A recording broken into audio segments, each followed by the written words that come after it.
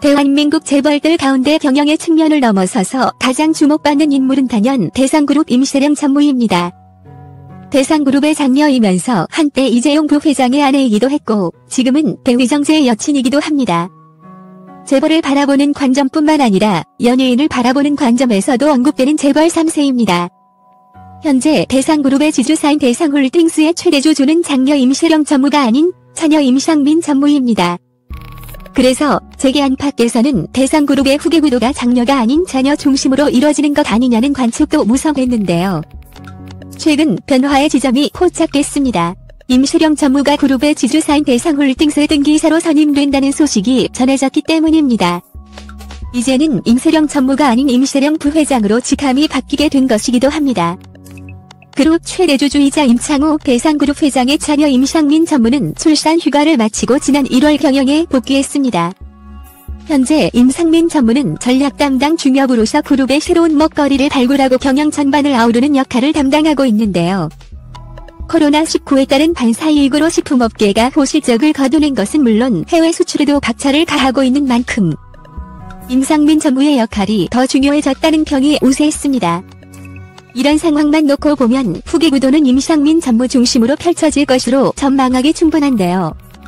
언니와 부모님의 대상홀딩스 지분을 모두 합쳐도 임상민 전무의 지분보다 적다는 점에서 후계 구도는 이미 완성됐다는 분석도 많았습니다. 이런 상황에서 임세령 전무가 대상홀딩스 등기이사로 선임됐다는 소식이 전해지면서 시장에서는 자매 중심의 3세 경영이 본격화되는 심으로 해석하는 모습입니다. 회장직을 동생인 임상민 전무가 물려받더라도 그룹의 경영은 임세령 임상민 자매의 공동 경영 시스템으로 굴러갈 것이라는 전망이 나오는 이유입니다.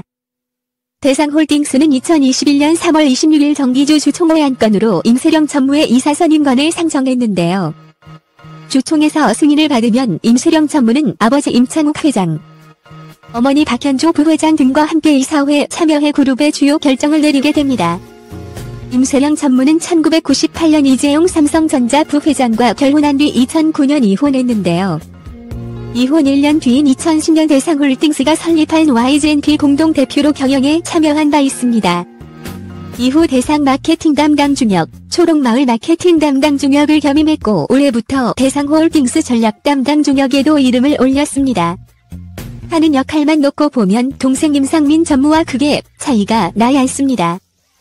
재계 안팎에서는 임세령 전무의 등기이사 선임은 대상의 3세 경영 공식화를 의미한다고 보고 있는 모습입니다.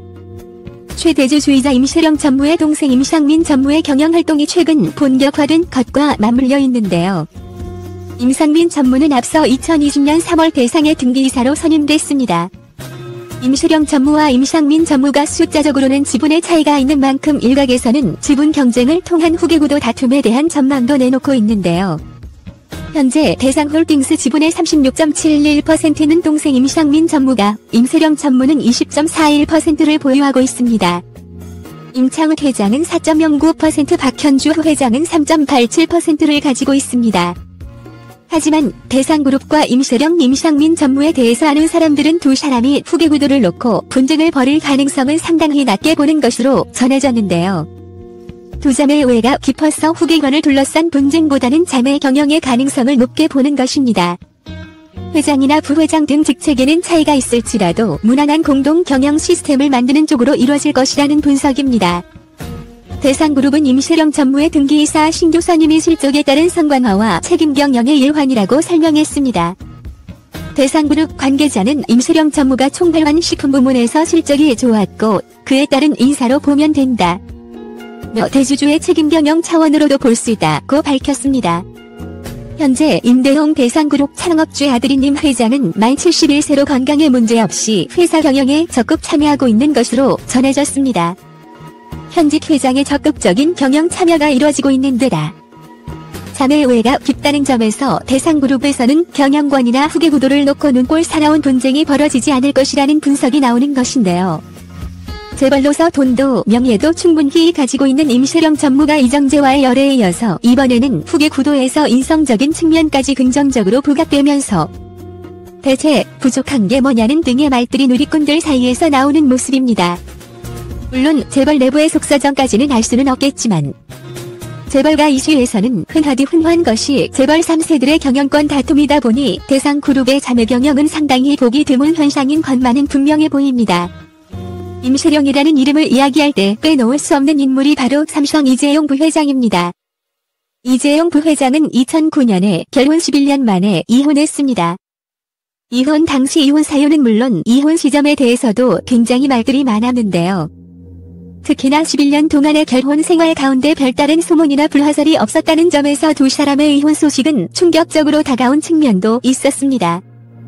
당시 세상 부러울 것 없는 임시령 전무가 이혼을 선택한 것은 무엇보다 국내 최고 재벌 그룹의 며느리 황태자비로 산다는 것에 상당한 중압감을 느꼈기 때문인 것이 공식적인 사유로 알려졌습니다.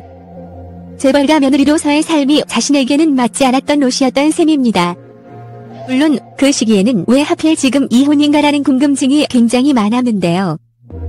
당시 임시령 전무가 이혼을 결심할 만한 비공식적 이유가 존재했었고 이혼 결심 이후 시기를 조율해왔던 것으로 알려지기도 했습니다. 자녀들도 어느 정도 성장했고 당시 삼성 비자금 특검이 마무리된 시점이었기 때문에 이혼 시기를 놓고 조율을 하다 2009년을 선택했다는 것입니다. 삼성의 경영 승계 이슈가 대대적으로 터져나왔을 때 임시령 전무는 삼성으로부터의 도피를 선택했던 것입니다.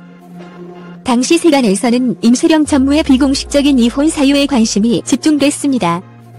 공식적으로 밝혀진 것은 아니지만 여러 소문이 더해지면서 어느 정도 임시령 전무의 이혼 사유를 추측할 수 있었던 것입니다. 그때 가장 주목받았던 부분은 이재용 당시 전무의 외도 이슈였습니다. 당시 이재용 부회장의 외도 파트너의 나이와 연예계 경력 등이 구체적으로 알려지면서 이재용 부회장의 외도는 기정사실처럼 받아들여진 측면도 있었는데요. 임시령 전무가 이 같은 사실을 2008년쯤 알고 나서 상당한 충격을 받았고 부친인 임창욱 회장에게 사실을 털어놓으면서 이혼 결심을 밝혔던 것으로 전해졌습니다. 이후 임창욱 회장 측이 외도 증거 수집에 나섰고 이런 증거들이 있었기 때문에 위자료 10억, 양육권 5천억 상당의 재산 분할을 요구할 수 있었다는 분석이 많았습니다.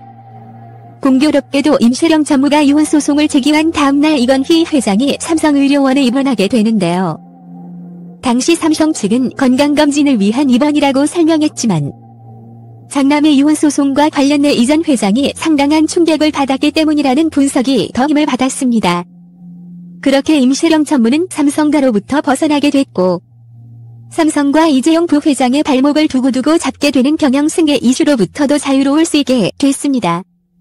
특히 2015년부터 배우 이정재와 연인 사이라는 점이 알려지면서 임시령 전무는 자유와 자신의 삶을 찾은 인물로도 평가받고 있는 상황인데요.